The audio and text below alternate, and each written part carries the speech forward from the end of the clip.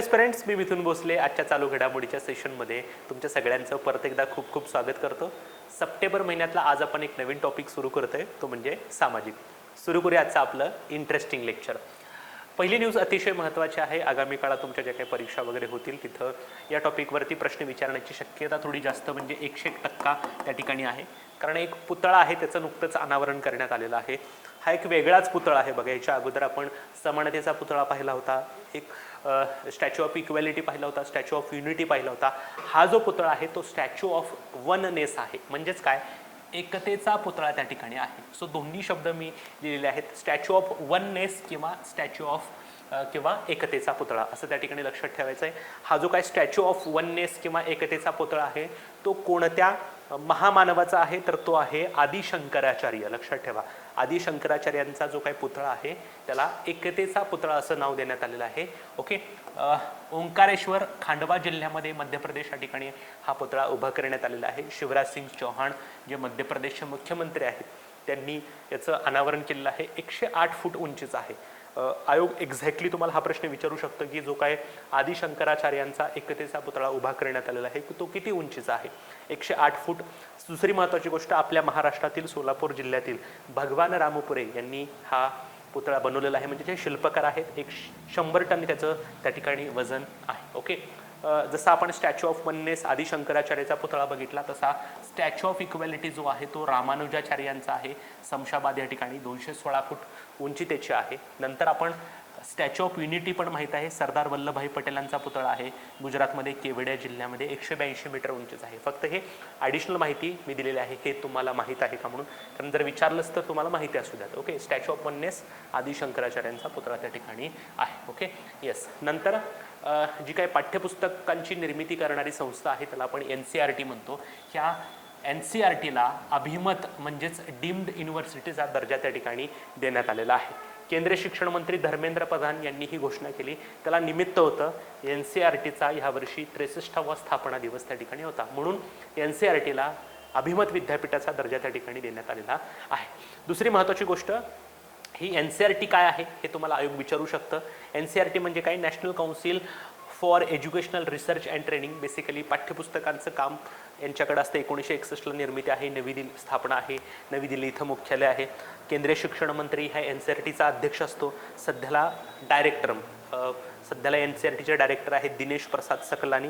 विद्या अमृतम श्नुते असं त्याचं त्या ठिकाणी ब्रीदवाक्य आहे, लाईफ इटर्नल थ्रू लर्निंग. त्यामुळे आयोग प्रश्न विचारू शकतो की नुकतंच खालीपैकी कोणत्या केंद्रीय संस्थेला अभिमत विद्यापीठाचा दर्जा दिलेला आहे, तर त्याचं नाव असेल NCERT. ओके. येस. नंतर जे काही केंद्र सरकारकडून आरोग्याबाबत योजना सुरू केलेल्या आहेत त्या योजना प्रत्येक घरापर्यंत पोहोचवण्यासाठी केंद्र सरकारनं आयुष्मान भव नावाचं एक कॅम्पेनिंग सुरू केलेलं आहे. राष्ट्रपती द्रौपदी मुर्मू यांनी त्याचं उद्घाटन केलं. सुरुवात 17 सप्टेंबरला झाली. याच दिवशी पंतप्रधान नरेंद्र मोदींचा 73वा वाढदिवस त्या ठिकाणी होता. केंद्रीय आरोग्य आणि कुटुंब कल्याण मंत्रालयाकडून ही मोहीम राबवली जाणार आहे. आणि सगळ्यात महत्त्वाची गोष्ट काय, तर देशातील प्रत्येक गावात आणि शहरापर्यंत आरोग्य सेवांची व्याप्ती पोहोचवणे, म्हणजे प्रत्येक घरापर्यंत, प्रत्येक दारापर्यंत जे काही केंद्र सरकारच्या आरोग्याच्या सेवा आहेत त्यांची पोच त्या ठिकाणी करायची आहे. ओके. येस. नंतर आहे आरोग्य मैत्री क्यूब. ही फार इंटरेस्टिंग गोष्ट त्या ठिकाणी आहे. बघा, आरोग्य मैत्री क्यूब काय आहे, तर जगातलं पहिलं पोर्टेबल आपत्ती रुग्णालय आहे. World's first portable disaster hospital आहे. म्हणजे काय, तर ड्रोन असेल, ड्रोनना क्यूब्स असतील. क्यूब म्हणजे काय, एक बॉक्स असेल, त्या बॉक्समध्ये क्यूब्स असतील. क्यूब म्हणजे आपण घन समजतो ना, तर त्या प्रत्येक क्यूबमध्ये काहीतरी वस्तू ठेवल्या जातील जेणेकरून एखाद्या वेळेला जर आपत्ती आली तर लगेचच मदत दिली जावी म्हणून. फॉर एक्झाम्पल, इथं ॲक्सिडेंट झालेला दाखवलं आहे. बघा, ॲक्सिडेंट झाल्यानंतर इथे एक व्यक्ती बेशुद्ध पडलेला आहे. इथं ड्रोनच्या माध्यमातून हे क्यूब आलेलं आहे. म्हणजेच जगातलं पहिलं पोर्टेबल आपत्ती रुग्णालय कोणी सुरू केलेलं आहे, तर भारतानं सुरू केलेलं आहे. आणि त्याचं नाव काय आहे, आरोग्य मैत्री क्यूब. मेडटेक एक्सपो जो झाला गांधीनगरमध्ये, तिथं त्याचं प्रदर्शन करण्यात आलं. एअरलिफ्ट करता येणारी व 72 क्यूब असणारी ही सुविधा आहे. 72 क्यूब म्हणजे काय, असा एक बॉक्स असेल, त्या बॉक्समध्ये 72 बॉक्सेस असतील, ज्या बॉक्सेसमध्ये काही अत्यावश्यक गोष्टी त्या ठिकाणी ठेवल्या जातील. म्हणजे काय, मेडिकिट असेल, काही खाण्याच्या काही वस्तू असतील. ओके. तर पंतप्रधान नरेंद्र मोदी यांचा भीष्म नावाचा एक उपक्रम आहे, प्रकल्प आहे. त्या प्रकल्पाचा भाग म्हणून ह्या आरोग्य मैत्री क्यूबचं अनावरण करण्यात आलेलं आहे. Bharat initiative, health initiative for सहयोग हिता अँड मैत्री असा नरेंद्र मोदी यांच्या कल्पनेतून साकारलेला भीष्म नावाचा प्रकल्प आहे, त्याच प्रकल्पाचा भाग म्हणून हे जगातलं पहिलं पोर्टेबल आपत्ती रुग्णालय सुरू करण्यात आलेलं आहे. आलं लक्षात? सो इथं तुम्हाला क्यूब दिसतोय, एक बॉक्स दिसतोय बघा. ह्या बॉक्समध्ये काही वस्तू ठेवलेल्या असतील जेणेकरून एखाद्या वेळेला आपत्ती जर आली तर काही आवश्यक सोयी सुविधा त्या ठिकाणी दिल्या जातील. नंतर सप्टेंबर महिन्यामध्ये काही राज्यांनी ज्या काही कल्याणकारी योजना सुरू केलेल्या आहेत त्या योजनांबद्दल थोडी माहिती बघूयात. मुख्यमंत्री सशक्त बहना उत्सव जो आहे तो उत्तराखंड राज्य सरकारनं सुरू केलेला आहे. याचा उद्देश साधा सिंपल आहे. ज्या काही महिला बचत गटांनी उत्पादनं तयार केलेली आहेत त्या उत्पादनांना बाजारपेठ उपलब्ध करून देणं. काही बचत गट काही गृहोपयोगी वस्तू बनवत असतात, पापड लोणची वगैरे बनवत असतात. ओके, सो ह्या उत्पादनांना बाजारपेठ उपलब्ध करून देण्यासाठी उत्तराखंडनं सशक्त बहिना उत्सव सुरू केलेला आहे. नंतर राज्यातील अपंग मुलांचे जीवन सुधारण्यासाठी हिमाचल प्रदेशनं सबल नावाची योजना सुरू केलेली आहे. सबल म्हणजे मुख्यमंत्री sporting abilities rebuilding aspiration and livelihood scheme अशी ती योजना त्या ठिकाणी आहे. ओके, हिमाचल प्रदेशची. नंतर आहे मुख्यमंत्री कामधेनू विमा योजना राजस्थानची. कामधेनू म्हणजे आपण गाय म्हणतो, गायींचा विमा काढण्याच्या संदर्भात ही योजना आहे. नंतर आहे नंदिनी कृषक समृद्धी योजना उत्तर प्रदेश सरकारनं सुरू केलेली आहे. जी काही देशी गायीचे वंश असतील त्यांच्या वाढीला प्रोत्साहन देण्यासाठी त्या ठिकाणी नंदिनी कृषिक समृद्धी योजना सुरू केलेली आहे. नंतर आहे मुख्यमंत्री लाडली बहना आवास योजना मध्य प्रदेश सरकारनं सुरू केलेली आहे. ओके, याच्या अगोदर मुख्यमंत्री लाडली बहना नावाची योजनाच मध्य प्रदेशने सुरू केली, त्याच्यामध्ये फक्त हा आवास शब्द ॲड करण्यात आलेला आहे. नंतर मुख्यमंत्री श्रमिक कल्याण योजना अरुणाचल प्रदेश राज्यानं सुरू केलेली आहे. नंतर SC आणि ST समुदायातील जे काही विद्यार्थी आहेत जे उच्च शिक्षण घेत असतात त्यांना आर्थिक मदत करण्यासाठी ओडिशा राज्य सरकारनं मेधावी छात्र प्रोत्साहन योजना सुरू केलेली आहे, जिथं शेड्यूल्ड ट्राईब्स आणि शेड्यूल्ड कास्टमधल्या विद्यार्थ्यांना उच्च शिक्षणासाठी आर्थिक सहाय्य दिलं जाईल. नंतर आपल्या देशामध्ये एक फार वाईट आणि चुकीचा प्रकार होतोय तो म्हणजे मॉब लिचिंग. म्हणजे एखाद्या व्यक्तीला कुठला तरी पूर्वग्रह धरून किंवा काहीतरी आरोप त्याच्याकडे ठेवून सगळा एक 10, 15, 20, 25 जणांचा टोळका त्या ठिकाणी मारतो आणि एवढा मारतो की त्याचा जीव त्या ठिकाणी जातो. ह्याला मॉब लिचिंग त्या ठिकाणी म्हणतात. सो प्रत्येक वेळेला त्या गटाला असं पडलेलं असतं की आम्ही कायद्याचे रक्षक आहोत, आम्ही कायद्याचं जतन करणार, म्हणून हे मॉब लिचिंगचे प्रकार त्या ठिकाणी होत असतात. आपण त्याला झुंडबळी म्हणतो, म्हणजे एका व्यक्तीला भरपूर जणांनी मारणं. सो मॉब लिचिंग मध्ये जर एखाद्या व्यक्ती मृत्यू पावला असेल तर अशा पीडितांसाठी भरपाई योजना मध्य प्रदेश सरकारनं सुरू केलेली आहे. जर मॉब लिचिंग मध्ये एखाद्या व्यक्तीचा मृत्यू झाला तर 10 लाख रुपयाची आर्थिक मदत राज्य शासनाकडून दिली जाईल आणि जखमी झाला असेल तर जखमी झालेल्या स्वरूपानुसार 4 ते 6 लाख रुपयाची मदत त्या ठिकाणी असेल. फक्त असा प्रश्न विचारू शकता असं आयोग की झुंडबळी पीडितेसाठी भरपाई योजना सुरू करणारं राज्य कुठलं आहे? मध्य प्रदेश. Okay, yes. नंतर आपण संक्षिप्त घडामोडी बघूयात. दरवर्षी सप्टेंबर महिना हा नॅशनल न्यूट्रिशन वीक म्हणून साजरा केला जातो, पोषण महिना म्हणून साजरा केला जातो. याच सप्टेंबर महिन्याचा पहिला आठवडा म्हणजे 1 ते 7 सप्टेंबर हा पोषण सप्ताह असतो, म्हणजे न्यूट्रिशन वीक असतो. सप्टेंबर महिना न्यूट्रिशन मंथ आणि 1 ते 7 सप्टेंबर न्यूट्रिशन वीक त्या ठिकाणी असतं.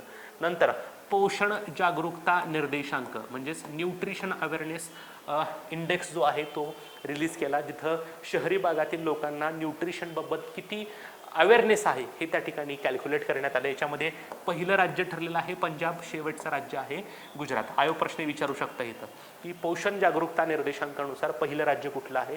ओके, नंतर दरवर्षी 1 ते 8 सप्टेंबर हा साक्षरता सप्ताह लिटरसी वीक म्हणून साजरा केला जातो. नंतर प्रयागराज, ह्याला पूर्वी आपण अलाहाबाद म्हणायचो, याच प्रयागराजमधल्या पोलिसांनी ज्येष्ठ नागरिकांना मदत करण्यासाठी सवेरा नावाची योजना सुरू केली. प्रश्न विचारला जाऊ शकतो की सवेरा नावाची योजना कोणाची आहे? प्रयागराज पोलिसांची आहे.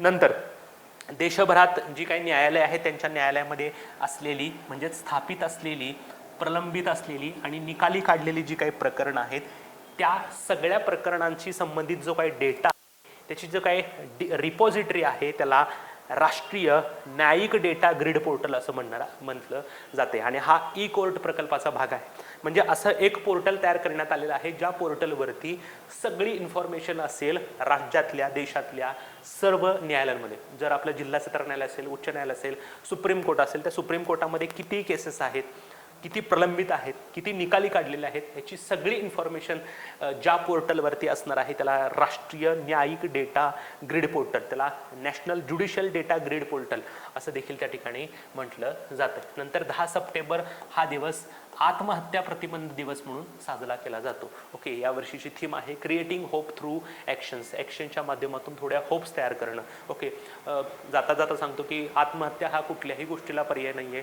भले तुमच्या आयुष्यात कितीही अपयश येऊ द्या, परंतु अपयशाला तोंड देऊन उभा राहणं हीच खरी आयुष्याची मजा असते बऱ्याच वेळेला. कारण बऱ्याच वेळेला आपण एखाद्या म्हणजे फॉर एक्झाम्पल आपल्या स्पर्धा परीक्षा जर म्हणायचं झालं तर बऱ्याच वेळेला आपण प्रिलिम्स नापास होतो, मेन्स नापास होतो. त्याच वेळेला आपल्यासोबतचे लोक पुढे गेलेले असतात, काही पोस्ट होल्डर झालेले असतात, काही फॅमिली सेट झालेले असतात. परंतु बॅक ऑफ द माइंड आपल्याला कुठंतरी वाटत असतं की आपल्यासोबत अभ्यास केलेला व्यक्ती एवढ्या मोठ्या पदावर गेलेला आहे, आपलं कसं होणार वगैरे. त्याच्यामधून आपल्या डोक्यामध्ये वाईट विचार त्या ठिकाणी डोकावत असतात. परंतु मला असं वाटतं की पेशन्स ठेवा.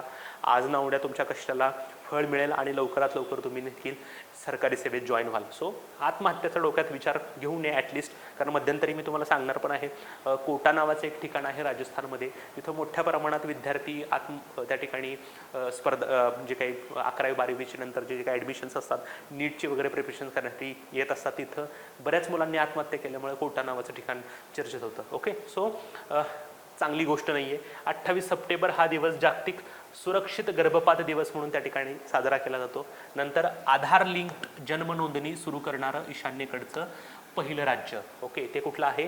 नागालँड. म्हणजे नागालँडमधल्या बालक जन्मल्या त्याची नोंदणी होणार आहे आणि ती आधार लिंक त्या ठिकाणी असणार आहे. नंतर शनिवारी राज्यातील सर्व शाळांना सुट्टी देणारं राज्य वन्स अगेन नागालँड आहे. सो मुद्दा मी लगेच घेतलेला आहे. सो शनिवारी शाळांना सुट्टी आणि आधार लिंक जन्म नोंदणी हे नागालँडनं सुरू केलेलं आहे.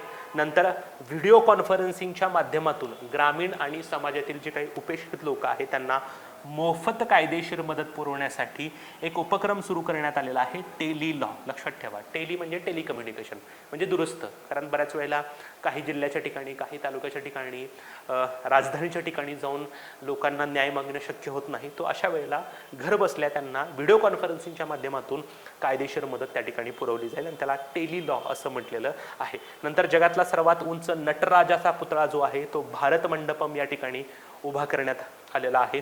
27 फूट त्याची उंची आहे. सो भारत मंडप हे एक इंटरनॅशनल कन्व्हेन्शन सेंटर आहे. याच ठिकाणी G20चे जे काही लोक आहेत, परदेशातले पाहुणे आहेत, ते त्या ठिकाणी आलेले होते. सो भारत मंडपमच्या बाहेर जगातील सर्वात उंच नटराजाचा पुतळा उभा करण्यात आलेला आहे. नंतर 2020 मध्ये केंद्र सरकारने एक न्यू एज्युकेशन पॉलिसी आणली होती. राष्ट्रीय शिक्षण धोरण आणलं होते. ते राष्ट्रीय शिक्षण धोरण रद्द करून स्वतःच नवीन राष्ट्रीय धोरण तयार केलेलं आहे कर्नाटकनं.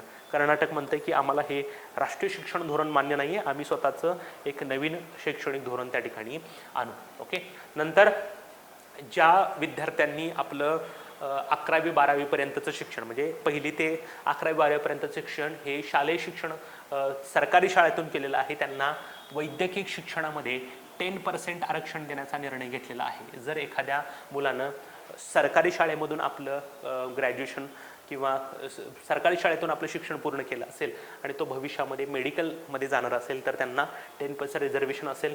झोपडपट्ट्यांमध्ये राहणारे जे काही गरीब लोक आहेत त्यांच्या त्या कुटुंबांना जमीन हक्क प्रमाणपत्रांचं वाटप ओडिशा सरकारने केलेलं आहे. म्हणजे त्यांच्या मालकीची जमीन त्या ठिकाणी त्यांना प्रदान केलेली आहे. नंतर शहरी भागामध्ये गुलाबी स्वच्छतागृह उभा केलेले आहेत त्रिपुरा राज्यानं.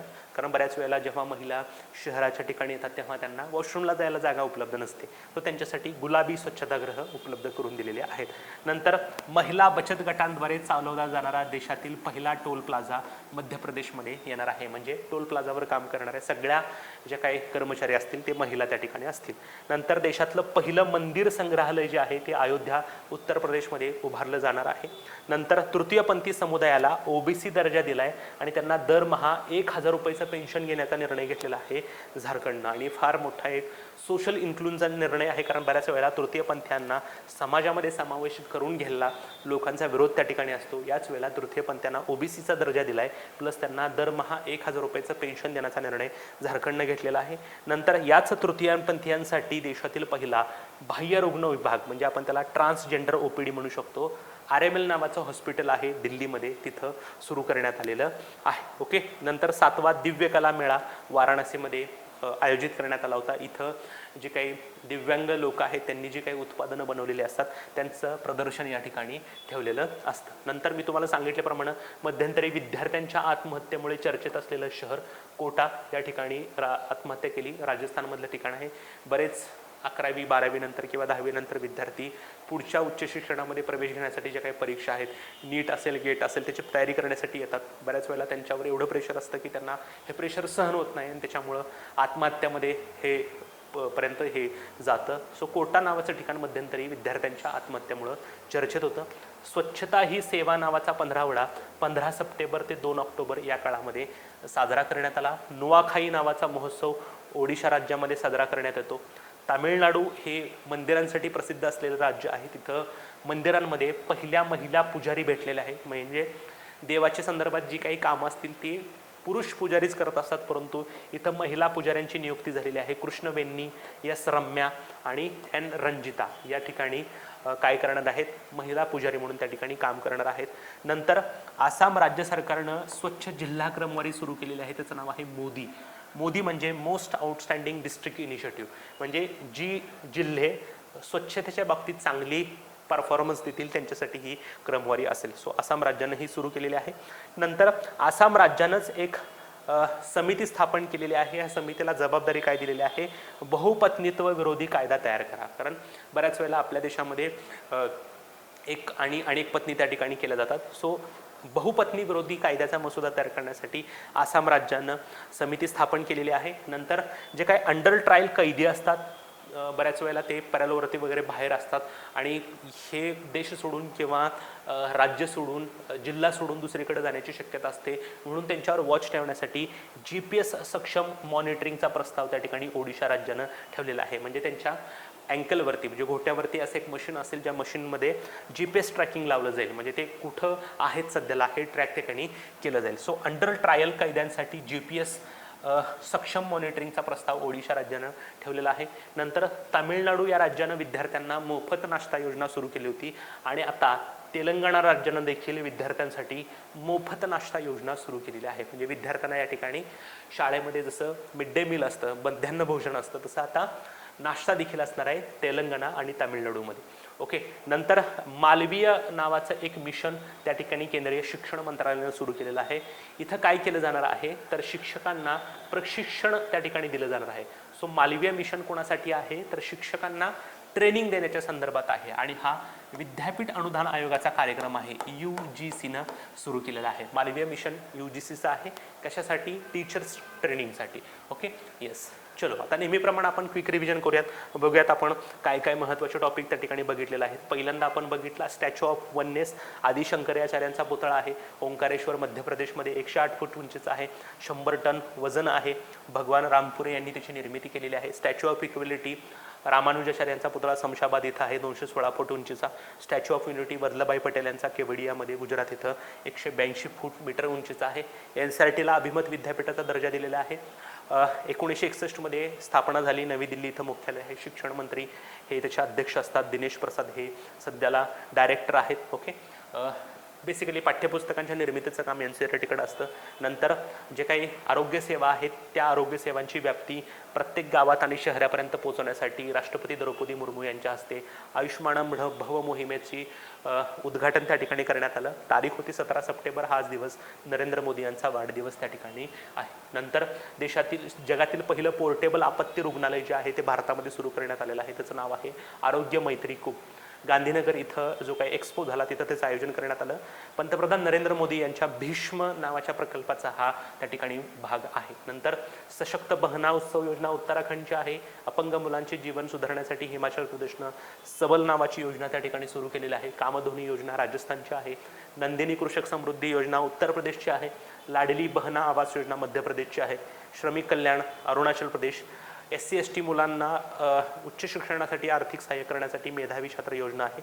आणि मॉब लिचिंगमधील पीडितांना भरपाई देण्यासाठी मध्य प्रदेश सरकारनं योजना सुरू केलेली आहे. सप्टेंबर हा पोषण महिना आहे. 1 ते 7 सप्टेंबर पोषण वीक त्या ठिकाणी असतो. पोषण जागरूकता निर्देशांकामध्ये पहिलं पंजाब राज्य आहे, शेवटचं गुजरात आहे. प्रयागराज पोलिसांनी ज्येष्ठ नागरिकांसाठी सवेरा नावाचं योजना त्या ठिकाणी सुरू केलेली आहे. नंतर राष्ट्रीय न्यायिक डेटा ग्रिड पोर्टल काय आहे तर इथं सर्व न्यायालयांमध्ये प्रलंबित स्थापित असलेली निकालात असलेली प्रकरणं जी आहेत ती माहिती आपल्याला त्या ठिकाणी मिळणार आहेत. थोडक्यात नंबर्स आपल्याला मिळणार आहेत. 10 सप्टेंबर हा आंतरराष्ट्रीय आत्महत्या प्रतिबंध दिवस आहे. 28 सप्टेंबर हा सुरक्षित गर्भपात दिवस आहे. आधार लिंक्ड आणि शनिवारी राज्यातील सर्व शाळांना सुट्टी जाहीर करणारं राज्य आहे नागालँड. टेली लॉ नावाचा एक उपक्रम सुरू केलेला आहे, जिथे व्हिडिओ कॉन्फरन्सच्या माध्यमातून समाजातील उपेक्षित लोकांना मोफत कायदेशीर सहाय्य दिलं जाणार आहे. जगातील सर्वात उंच नटराजाचा पुतळा भारत मंडपम इथं आहे, 27 फूट त्याची उंची आहे. नंतर कर्नाटक राज्यानं स्वतःचं शैक्षणिक धोरण तयार त्या ठिकाणी केलेलं आहे. नंतर वैद्यकीय शिक्षणामध्ये सरकारी शाळेतील विद्यार्थ्यांना 10% रिझर्वेशन असेल. ओडिशा राज्यानं त्या ठिकाणी झोपडपट्ट्यांमध्ये राहणाऱ्या गरीब कुटुंबांना जमीन हक्क प्रमाणपत्रांचं वाटप केलेलं आहे. त्रिपुरानं गुलाबी स्वच्छतागृह लॉन्च केलेले आहेत. मध्य प्रदेशमध्ये महिलांकडून संचलित केला जाणारा पहिला टोल प्लाझा सुरू केला जाणार आहे. अयोध्यामध्ये पहिलं मंदिर संग्रहालय आहे. ओबीसी तृतीयपंथीयांना OBC+1,000 रुपयाचं पेन्शन झारखंडनं सुरू केलेलं आहे. ट्रान्सजेंडर OPD नवी दिल्लीमध्ये RML हॉस्पिटलमध्ये आहे. दिव्यकला मेळावा वाराणसीमध्ये आहे. विद्यार्थ्यांच्या आत्महत्येमुळं कोटा शहर चर्चेत होतं. स्वच्छता ही सेवा हा 15 सप्टेंबर ते 2 ऑक्टोबर काळात राबवण्यात आला. नुखाई महोत्सव ओडिशामध्ये आहे. तामिळनाडूतील पहिल्या महिला पुजारी कृष्णवेणी S रम्या आणि N रंजिता.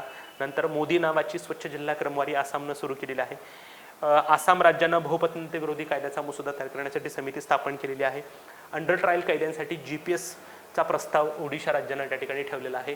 तेलंगणा आणि तामिळनाडू ही 2 राज्य आहेत जिथे विद्यार्थ्यांना मोफत नाश्ता त्या ठिकाणी देण्यात येतो. पहिलं तामिळनाडू, दुसरं तेलंगणा त्या ठिकाणी आहे. आणि शिक्षकांना प्रशिक्षण देण्यासाठी UGCनं मालवीय मिशन नावाचा उपक्रम त्या ठिकाणी सुरू केलेला आहे. ओके, सो आजच्यासाठी आपण इथंच थांबतोय मित्रांनो. परत भेटूयात नवीन चालू घडामोडी आणि नवीन संकल्पनासहित. तोपर्यंत धन्यवाद.